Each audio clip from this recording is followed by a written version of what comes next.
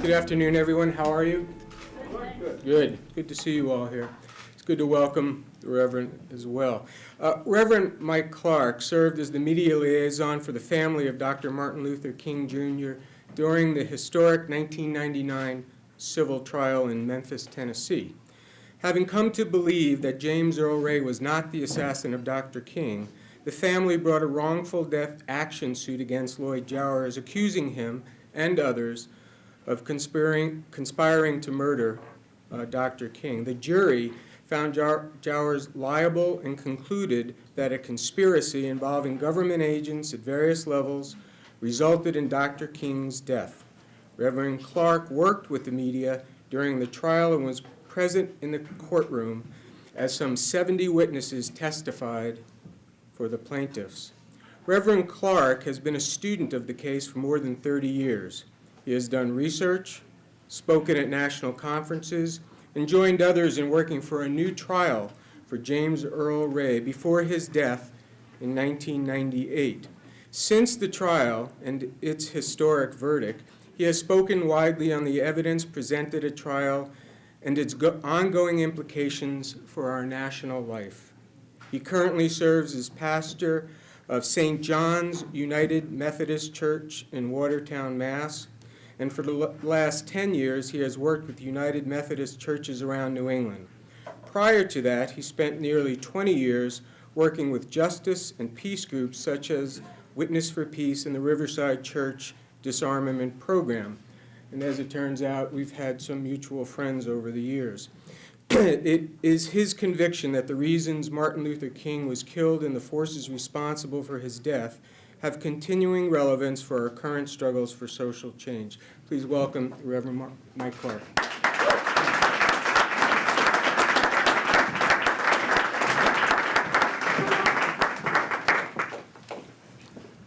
Thank you all very much for being here today. I want to begin, as I think is appropriate, with just a moment of silence as we remember the fact that yesterday was the 36th anniversary of Martin Luther King's death, and let's honor him with that moment of silence.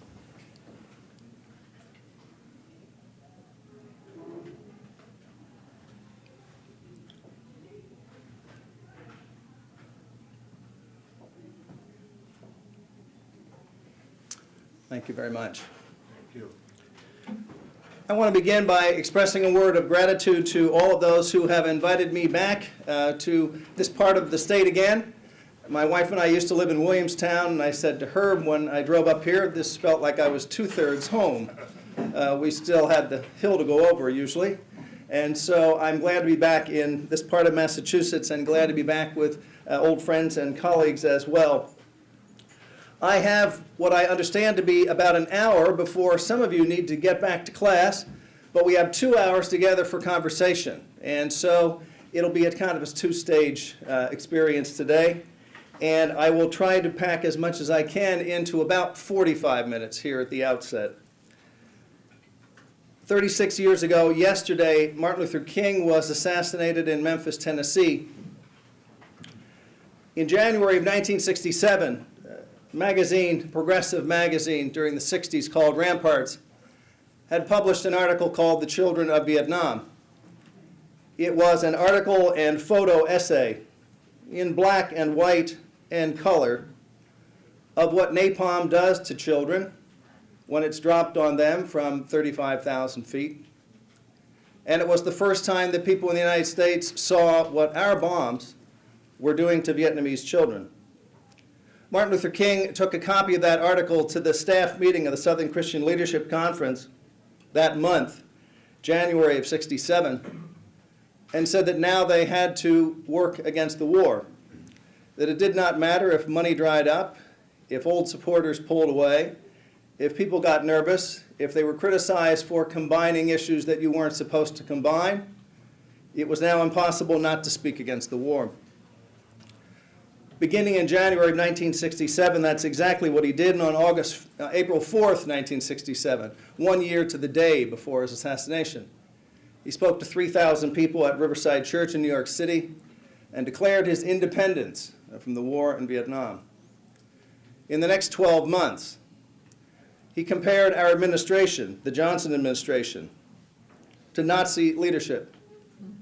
In the next 12 months, he called upon every black man in the United States to refuse to fight in Vietnam.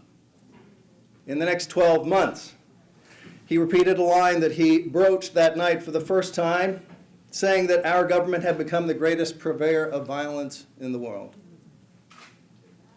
He added to the agenda he had been active in for some 13 years, that of human rights and civil rights, a strong voice against the war. But by the fall of 1967, he had also begun to talk about another dream that he had, another vision, which was frightening to many people.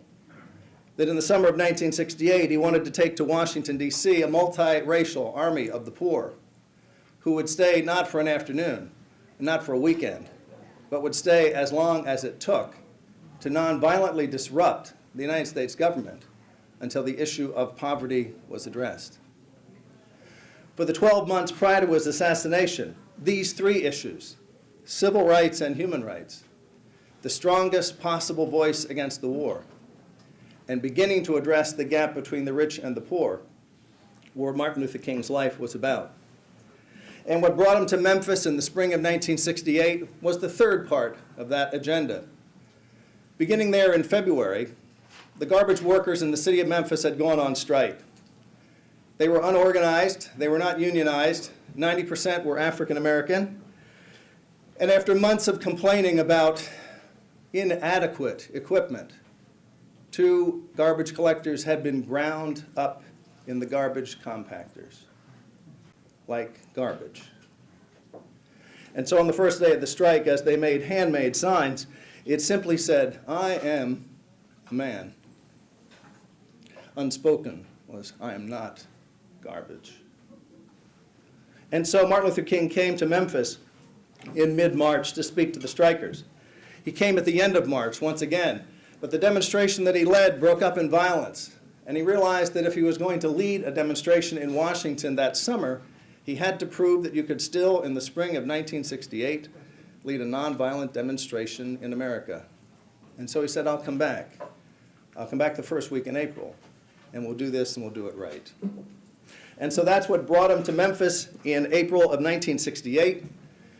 He arrived on April 3rd, the 53rd day of the strike, made his famous speech, the last speech of his life that night, and on April 4th, 1968, at 6 o'clock precisely, was assassinated with one bullet that struck him in the neck and lodged in his back. I can remember that night because I came home and was told by my family that this had happened. I had been at an anti-war organizing meeting on campus since I was active in that movement at the age of 19 in 1968. And I remember weeping that night and imagining that one of the most important, one of the most hopeful, one of the most courageous, one of the most prophetic human beings that the world had ever seen was now gone. If you had told me that night that 31 years later, I would be in a courtroom in Memphis, Tennessee, with his widow and his children, suing somebody who we had come to believe was responsible for his death, I would have thought you were crazy. Life is interesting. And so in 1968, I was moved, but in 1999, I was in the courtroom in Memphis where the family finally sought the truth. In between, a lot had happened. We don't have time to go into all of that. The case had been in and out of the news over the years. Rather early on, the suspect was arrested, James Earl Ray. He pled guilty, a big mistake, and then spent 29 years trying to get a new trial, unsuccessfully. Throughout the course of the next 30 years, there were books and articles, not many, but some, that questioned the official story. But in 1998, when James Earl Ray died, it looked as though the question was resolved. Until the family in 1999 brought a lawsuit against a person who they had come to believe was involved in a conspiracy to kill Dr. King. And so in November of 1999 in Memphis in civil court, that lawsuit came to trial. And during the 5 weeks and 70 witnesses that were presented, I served as the media liaison for the family and for the plaintiffs. I was not there as an objective observer. I can say what people say on the other side of all these issues, and we can get into that in the questions and answers and conversation. I was there working with the plaintiffs and supporting their attempt to find the truth in this matter. And after the course of 70 witnesses in 5 weeks, the jury did, in fact, revise American history. James Earl Ray, for 30 years, had been identified. James Earl Ray, comma, the assassin of Martin Luther King, comma. And when he died in April of 1998, it said in every newspaper in America, James Earl Ray, comma, the assassin of Martin Luther King, comma. But in November and December of 1999, the only jury ever to hear the evidence in the case came to a different conclusion and held a man named Lloyd Jowers legally liable for the death of Martin Luther King in concert with others, unnamed and unknown. And so that's really what this is all about. And there's lots to talk about. But that's the setting. That's what brought us to that night 36 years ago. But 36 years ago today, a lot of people were very busy in America. Some people were mourning. Some people were rioting. Some people were investigating. Some people were already covering up. Some people were already putting a spin on things that would be in place for 30 years. Some people were already getting back to normal. And some people were living in fear. 36 years ago today, all of that was happening. So just for a minute, let's look at those categories. First of all, some people, many people were mourning, beginning with his family. And I think one of the things that I have realized over these years, since this case is of enormous significance for U.S. history, and enormous significance for the world, what we sometimes forget, it was, first of all, of significance to a family. And so we need to acknowledge that. And it is a loss that they feel to this day. It was not simply the day after. But there were also many here and around the world who believed at that point that with the loss of Martin Luther King, the world had changed in a very significant way. 2 months later to the date, Robert Kennedy was assassinated in Los Angeles. It is hard to talk to people who were not alive then, which is increasingly most of the world, about what it felt like in the spring and summer of 1968 to be involved in what seemed like the most hopeful moment for those of us looking for social change in America, and to have a series of blows of this enormity coming within a short period of time. The heads that are nodding are the ones who I think know what that felt like. But it was an enormously significant time. And so mourning is what some people were doing, reacting in anger and rage and despair is what others were doing. 40 cities, by the end of today, 36 years ago, were erupting. The local police, the National Guard, military units had been called in. People would die in the course of those days as 40 cities reacted spontaneously to the news. If they can kill the prophet of love, what in the world will they do to the rest of us? Was kind of the feeling. But people were already investigating as well. In Memphis, Tennessee, the Memphis Police Department woke up with what was arguably the most important case they would ever face, and it was staring them in the face. Just to acquaint you once again with the scene of the crime, has anybody been to the National Civil Rights Museum in Memphis, for example? Anybody been to the block where all this took place? Okay. All right. The Lorraine Motel was where Dr. King and his entourage were staying. Across the street were a series of buildings from which, the official story held, James Earl Ray fired one shot from a rifle on the second story of this flop house here above a bar, and that in fact one bullet fired from the bathtub in the second floor bathroom is what killed Martin Luther King. The official story was that Ray then fled the scene and that it took 2 months and 4 days to apprehend him. But the King was killed by one shot fired across the street, and it only took one bullet. What we were presenting at trial was a different scenario. It was that the bullet had not been fired from the rooming house. It had been fired from the brush area behind the rooming house. It had not been fired by James O'Ray, but by someone else. And that Lloyd Jowers, who we were suing, had admitted that he had actually taken possession of the rifle from the assassin at the time. That was the basis for the lawsuit. So you have two crime scenes, one inside this building on the second floor, and one in the brush area behind the building. Martin Luther King was standing on this balcony across the street. People were already beginning to investigate. The Memphis Police Department had a major crime on its hands. Witnesses were being interviewed, and a story was beginning to be put together. But the FBI took responsibility for the case on the second day. This was, on one sense, to be welcomed because it looked like a national investigative agency with a lot more resources than the Memphis Police Department would be investigating the case. On the other hand, it gave the FBI then control over everything. The evidence, its evaluation, its collection, its gathering, its maintenance, and so forth and so on. But within 24 hours, that investigation was underway.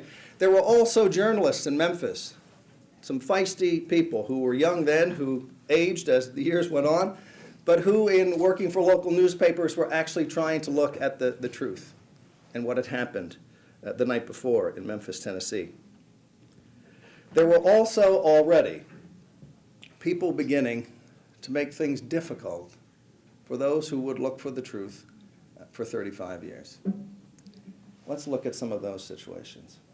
At the trial, we presented a number of kinds of evidence.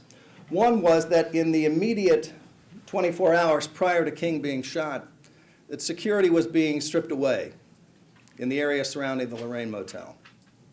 We presented 6 kinds of evidence to indicate that. Let me go quickly. We don't have a lot of time. First of all, Martin Luther King, on earlier visits to Memphis, had never stayed overnight at the Lorraine Motel. He'd used the Lorraine Motel for meetings during the day, but would always stay in motels and hotels downtown. It was easier for the black community to come to this motel, black-owned, in the black community, but he would stay overnight elsewhere. This was the first time that he did that in coming to Memphis over the years.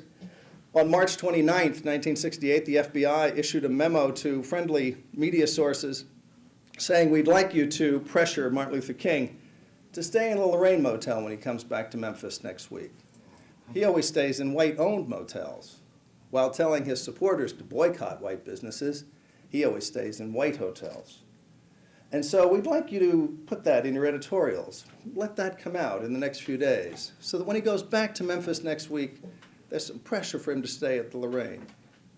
This had not happened before. And on April 3rd, when he comes back into the city for the first time and the last time, he stays at the Lorraine Motel overnight. Second thing that we presented at trial was that the original room where he was to stay was right here on the first floor behind this concrete abutment, room 202. When he gets to the Lorraine Motel, Walter Bailey, the owner of the Lorraine Motel, indicated that there had been a call that his room should be changed, and he should now be in room 306, which was on the balcony, the second floor, more public, more visible. It didn't look scary at that point. We didn't know what was going to happen. But he had been moved from the first floor, from a more protected space, to the second floor and this room. The rationale given that the doc wanted to look over the swimming pool, which was empty in April of 1968, so there wasn't a whole lot to see, but the rationale was that he wanted to be in room 306. And so that was changed when he arrived in town. There had been, in his prior visits to Memphis, a 4-person team of volunteer black detectives who functioned as his bodyguards. The black police officer, Jerry Williams, who had put that group together, testified at the trial. He said it was a great honor for them to be asked to travel with the man and to be with him 24 hours a day. On April 3rd, 1968, he was told by his supervisor, "There's no need for you to get the boys together again because we've made other arrangements this time." And in fact, Jerry Williams and his team were not called into question. He testified at the trial in Memphis. There also were tactical units of the Memphis Police Department that were circulating around the Lorraine Motel in the 24 hours prior to the assassination. Those were all withdrawn to 5 blocks away. The closest one was here on the other side of the fire station, where they simply parked the car and basically went into an on-hold kind of mode. There also were indications along the way that there were movements going on in that fire station across the street, which were very significant. Firehouse number 2, been there for years. One of the key ones in this neighborhood, which was poor then and primarily African American and still is today. Only 2 black firefighters working in that fire station. They were both ordered not to report for work on April 4th, 1968. They had worked there up until April 3rd. 36 years ago today, they returned to work there. But for one day, they were assigned to white stations in white sections of town. They both testified at the trial in Memphis. And there was Police Lieutenant Ed Reddit, who was working for the surveillance division of the Memphis PD on April 3rd as King arrived. On April 4th, about 4 o'clock in the afternoon, he was withdrawn from that, brought down to police headquarters. They said, there's been a death threat against you. We need to withdraw you for your own safety, so you go home and stay home. 36 years ago today, he came back to work just like normal, and they said, actually, the death threat was against somebody else, and actually it was against a black officer in Knoxville. We just had a confused report. But the only black police officer in that role was withdrawn 2 hours before the assassination happened. And so this is the kind of evidence that we presented at the trial that indicated that in the 24 hours prior to King's death, that kind of security was being stripped away. At the same time that was happening, the crime scene itself was also undergoing some rather interesting changes. 36 years ago this morning, Department of Public Works was called at 7 o'clock in the morning and told to clear out the brush area behind Jim's Grill, which is the bar that was owned by Lloyd Jowers. They said, it's full of brush, it's full of bushes, it's full of trees. Go there and cut it all to the ground. We had come to believe that this was the scene of the crime, that in fact the bullet was fired from that brush area, that in fact 3 witnesses across the street, 2 who were members of the SCLC, and 1 who was a New York Times reporter, said they saw something happening in the brush area when the shot was fired. At 7 a.m., 36 years ago today, the area was cut down, turned into a kind of a miniature golf course, and all of that evidence, which one would normally think of as being important at the scene of a crime, was now gone. But even in the place that they called the scene of the crime, the 2nd floor of this flop house above Jim's Grill, a man named Leon Cohen, who had worked 25 years as a homicide detective in New York City and then retired to Memphis, testified at the trial. And he said, it seems odd to most of you, I'm sure, but after 25 years investigating murders, when a murder happens, you can't get it out of your blood. And so I went down to the Lorraine Motel area on the morning after the assassination, 36 years ago today. He said, and I just went up to the flop house. There wasn't any yellow tape. There weren't any police. There wasn't anybody watching the evidence. I walked into the flop house, walked up to the 2nd floor, walked around the room they said the assassin had rented for the day, and then stood in the bathtub from which they said he fired the shot. And nobody stopped me. Nobody asked anything. I was contaminating a crime scene, but nobody seemed to care. So he testified at the trial that that had been his experience 36 years ago this morning.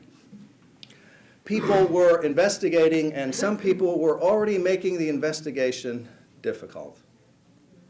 Some people were also fleeing. James Earl Ray had been at the scene. A treasure trove of evidence was dropped at the scene of the crime.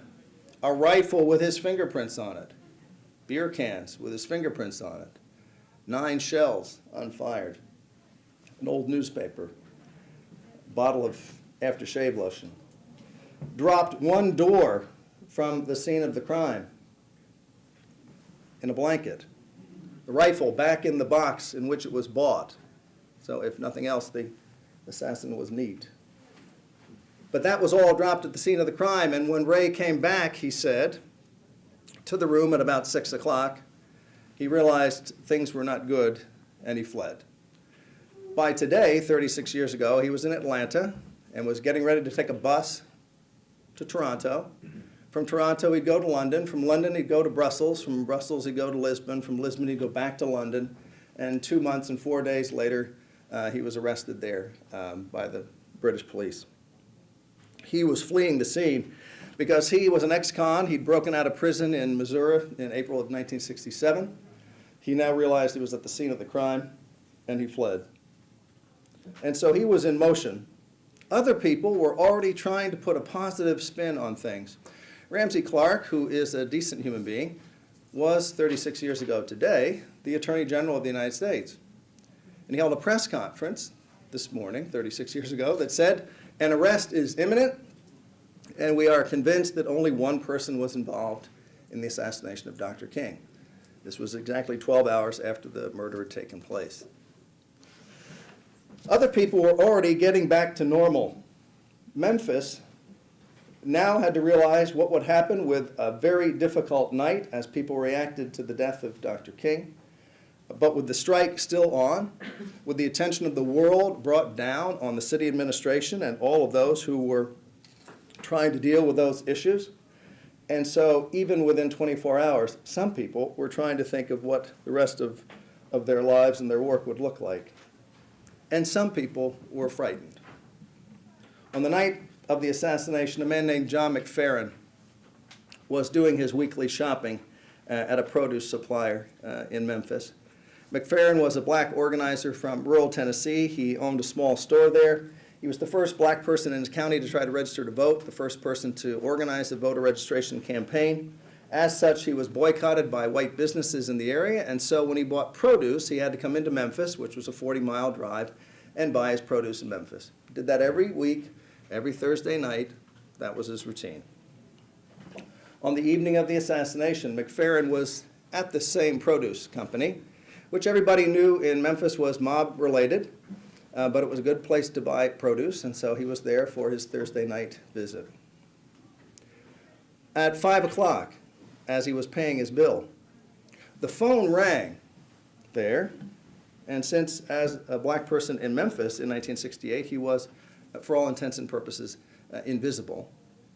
The owner of the produce place took the phone call within 15 feet of him, about where you're standing, and shouted on the phone, "I told you to kill the son of a bitch when he comes out on the balcony. You'll get your money later." And so John McFerrin just stood there, took that in, didn't know what that was about, got in his car and drove back to his home. When he got home, he found out from his neighbors that an hour after he heard that shout on the phone, Martin Luther King had been killed on the balcony of the Lorraine Motel. McFerrin heard that at 5 o'clock. King was shot at 6. And by early evening, John McFerrin realized that he had been at the wrong place at the wrong time, or the right place at the right time, depending on your point of view. He then called the head of the Tennessee Commission for Human Rights, who was a Methodist minister at the time, and he said, "John, I'll go with you now. We need to tell that story to the police and the FBI." And McFerrin did that on the weekend immediately following the assassination. He said, "They'll believe you maybe better if you go with me as a white minister. I'll go with you, and we'll go together and see what happens." And so he told the story to the police and the FBI. They said he must have misunderstood something, and they didn't think that it was directly relevant. And so 31 years later at the trial, he finally got to tell the jury that story about hearing an hour before the assassination Frank Liberto shouting into the phone, "I told you to kill the son of a bitch when he comes down on the balcony." In the course of those days, and just the first 24 hours, a lot of people were doing a lot of things. Lloyd Jowers, the owner of this bar, which was on the first floor of the Flop House, on April 5th, 1968, he says he handed over the murder weapon to someone who then disposed of the rifle. that the night before he'd been in the brush area behind the bar and had taken that from the actual assassin. And then on April 5th, 1968, he turned over the weapon, and that was the last time he saw it. Jowers had begun to tell that story in the late 1970s. People had already begun to wonder in the early 1970s, given his personality and his background and his nearness to the crime scene, whether he might in some way be involved. It wasn't until the early 90s that he began to talk about it in a more direct way. He said that Frank Liberto, the same Frank Liberto who John McFerrin heard on the telephone, had given him $100,000 to spread around to a number of people, had provided a rifle that used Jim's Grill and the brush area as the scene of the crime. He admitted that at first only to friends, then he began to say it more publicly, and finally, the family of Martin Luther King asked the state of Tennessee to grant him immunity so that he could tell the story. They didn't want him to be punished, but they wanted the story on the record. But the state of Tennessee refused to do that. So they asked them to prosecute him, since he had admitted to a role in the death of Martin Luther King, but they chose not to do that. And so at the end of the day, the only thing possible was the wrongful death action that was brought in the winter of 1999. Jowers was a challenge for his defense attorney since he had already conceded most of what the plaintiffs were alleging. He'd done it in public. He did it on tape with Dexter King, Martin Luther King's son. He did it on tape with Dexter King and Andrew Young. And so as we went to trial, his attorney was faced with a major challenge. His client had already conceded most of the plaintiff's case. But we sued. The damages we asked were $100. And so unfortunately, the mainstream news media spin on the case was that the King family was out to make money through the case. And so in order to make that as clear as possible, $100 was the damages they were looking for. And they also were accused, again, by most of the mainstream media, of having been duped by their attorney, a man named William Pepper, who had bamboozled them in a way that they could not possibly think for themselves. And just this side of where we think that is headed is exactly where it was. It's impossible to conceive of them thinking up something like this on their own. It must be a white attorney putting that in their minds, was kind of the spin. So the family had received nothing but criticism, in addition to the fact that they were reliving the most painful experience of their lives. And so there was some anger and some pain, but we asked for $100, and we sued. And we won. It took the jury an hour to decide that Lloyd Jowers, who his lawyer kept referring to as the owner of a greasy spoon, and indeed, that's what it was. But he was also an owner of a greasy spoon who was 150 feet across from the Lorraine Motel, who had been involved in racist activity all his life, who was not a noble character by any means, and who had come forward, frankly, as his life was ending, from lung cancer, and begun to talk about these issues for the first time. And so for Jowers to be found liable was not the same thing as a criminal judgment. No jail was involved. $100 was what was asked for by the family, but the jury did award that. But more importantly, the jury heard 70 witnesses who, for the most part, had been waiting 31 years to tell their story to somebody. We had in the courtroom, and I wish that everyone could have been there, it was oral history. It was recovering what America was like in 1968. It was a human drama with a family who had lost a husband and father. It was a national tragedy. It was a political conspiracy of some consequence. It was an ongoing national wound. We had taxi cab drivers and UN ambassadors. We had pastors, and we had, it was such a range of people, 70 people. Many of them former police, retired police, and retired firefighters. These were not political theorists who were out to make a point. They were simply remembering what they had seen and heard 31 years before, and were having the first opportunity to tell a jury that story. And so we had the black police officer who hadn't been called in to protect Martin Luther King. We had the white police officers who had found the state's main witness identifying James Earl Ray so drunk that he couldn't stand. And he was the basis for extraditing James Earl Ray from London in the beginning, his testimony, and he was too drunk to stand. We had the black firefighters coming in to say, this is what happened to us. The only day in our careers we were ever sent to a white fire station. We didn't know what was going on then. We don't know what went on now, but it seemed funny to us. We had Ed Reddit, the black police officer, saying the same thing. We had a string of witnesses, police and firefighters and others, all testifying about what they'd seen and heard on that day, at that point 31 years before. And so for the judgment of the jury to come as it did was a friendly amendment to American history, which still refers, when you see James Earl Ray's name, it says, comma, the assassin of Martin Luther King Jr., comma. But the jury's verdict suggested that there was more to it than that, and that in fact, over the last 35 years, we had been through quite a bit in this nation. It began with Ray pleading guilty on his 41st birthday, March 10th, 1969. His lawyer had convinced him that he would be executed, that a jury would find him guilty and execute him, so he copped a plea and took 99 years. And the lawyer wrote him a letter and said, here's $500, you can hire another lawyer, you'll get out of it eventually. So we have a copy of that letter. His own lawyer saying, here's $500, hire somebody else, you'll be all right.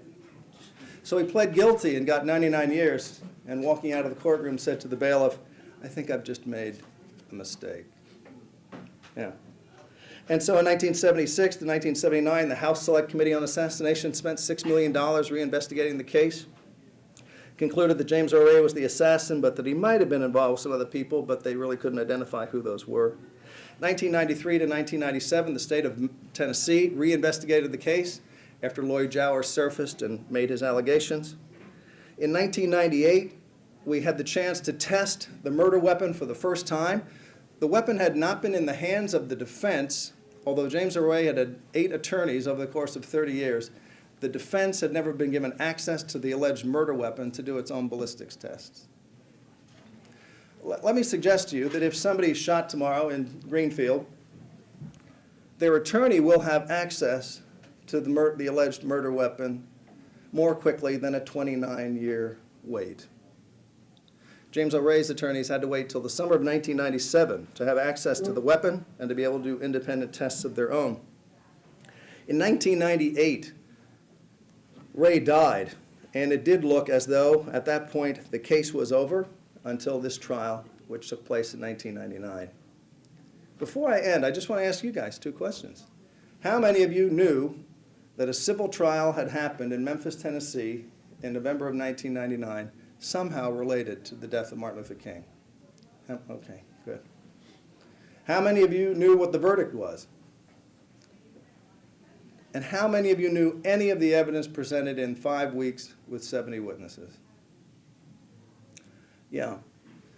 The problem was and is that, in fact, the 4,000-page transcript, which was also the lives of 70 people, and also something about the life of our nation in those days and since, is largely unknown. And so part of why we have continued to try to talk about the case is not so much to remind people that it happened or what the verdict was. There was a great photo op the first day, Coretta King and 3 of her 4 children walking down the hall of a courtroom. Everybody covered that. There was a great photo op the last day. Brian Gumbel even gave him 2 minutes when the verdict came in. It's the 5 weeks in between when all these old cops and all these old firefighters and all these old ministers and all these old UN ambassadors and all these old cab drivers said what they had seen and heard 31 years before. It's missing from the record. But the fact that it wasn't there doesn't mean it didn't happen. And part of what we're trying to do is continuing in whatever ways we can to talk about that case. The continuing relevance, and then we can get to questions. It's always, I think, something of a judgment call to say, what somebody would have thought or done or believed or if they were still alive, because we can all use somebody that way on whatever side we're on. Well, I think he'd definitely be in favor of that. Well, I think he'd definitely be against that. So, I don't know about that. But I guess I would say this, that looking at the world that we're now facing 36 years later, in which war and injustice and racism are still continuing realities, it seems to me that without getting too specific, in the face of a government that is lying every day, that he might still say something like, "Truth crushed to earth will rise again," which he said a lot. In the face of injustice, which continues, I think he might still say something like he said often, "The arc of the moral universe is long, but it bends toward justice." I think he might, in the face of a war and an empire and things going badly in almost every conceivable way, that a policy of an eye for an eye leaves everybody blind. We don't need to get much more specific than that, other than to say that that voice, taken from our midst, has had an impact on the last 35 years. It doesn't mean those voices and voices like that aren't still among us, and maybe even in this room. But it does mean that the impact was significant. The last bit of advice I would take, I think, from his life is that he frequently used an example which was actually a funny place to find it. It was in the Tales of Sleepy Hollow, Washington Irving, story about Rip Van Winkle. And Rip Van Winkle, as you may recall, or maybe don't recall, but he was having a hard night of drinking and went to sleep for 20 years and woke up and the world had changed dramatically. But what Martin Luther King said over and over and over again, which was a nice, very nice touch, was that in the tavern where he was, when he fell asleep, the image hanging outside was King George. And 20 years later when he woke up, the image hanging outside was George Washington. That Rip Van Winkle had slept through a revolution. I think his advice to us today, with all the challenges we face, locally, nationally, internationally, is not to sleep through a revolution, but to be part of making the world a different place. Thank you all for being here today.